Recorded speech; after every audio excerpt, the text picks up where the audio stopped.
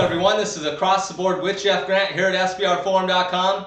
Thinking of renaming this channel the Big Ten Conference College Basketball Channel. Been covering a lot of action in this particular conference during the 2012-13 NCAA basketball campaign, and no bigger game than the Indiana Hoosiers versus the Michigan State Spartans at the Breslin Center in East Lansing.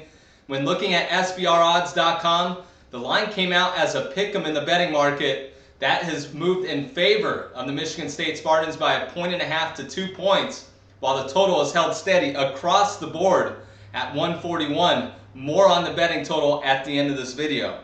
Indiana Hoosiers have won 3 straight since suffering a 74-72 setback to the Illinois Fighting Illini as 7.5-point road favorites. They were really in control of that game over the course of the second half, leading by double digits, a game that I gave out under the total in that one, that luckily cashed due to the fact that Illinois won that game in a buzzer beater. Would have gone over the total if the game went to overtime.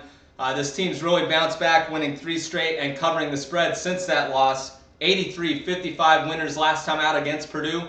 The first time in school history that Indiana has beaten Purdue by 20-plus points in sweeping a season series. 6-3 versus ranked opponents at any course of the season. What I mean by that is the fact that they've played 9 teams that have been ranked over the course of the 2012-13 season. 5-0 when playing those games at that particular time when that foe is ranked on the other side of the court. So definitely looking to remain perfect here with the Michigan State Spartans ranked in the top 5 nationally. Defensively and on the boards is really the difference that Tom Crean has instilled in this team from last year to this year. Holding opponents to 38.1% field goal percentage on the defensive end. They allowed opponents to shoot 42.5% a year ago, while they are out rebounding foes by 9.5 boards per game. That is up from 3.8 from a season ago. They also lead the nation in point differential, outscoring foes by 21.9 points per game on average. And they are first in the country in knocking down 521 free throws over the course of the entire 2012-13 campaign. Why do I bring that up? Is in the first meeting, a 75-70 victory, they held a big advantage at the charity stripe over Michigan State. The Spartans didn't shoot a free throw in the second half of that game. That is very hard to believe. Both teams shot well from the field. I don't expect them to hit as many three-point shots and hit as many shots from the field in this particular matchup, but they may land on the free throw line a few more times, especially the Spartans.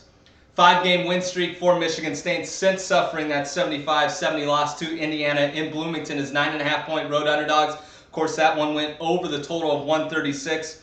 They are 3-18 all-time when facing #1 teams in the country. And a betting trend that I did not like when handicapping this game on Tuesday morning is the Spartans are 2-12-1 ATS in their last 15 tries as home favorites of 3 points or less.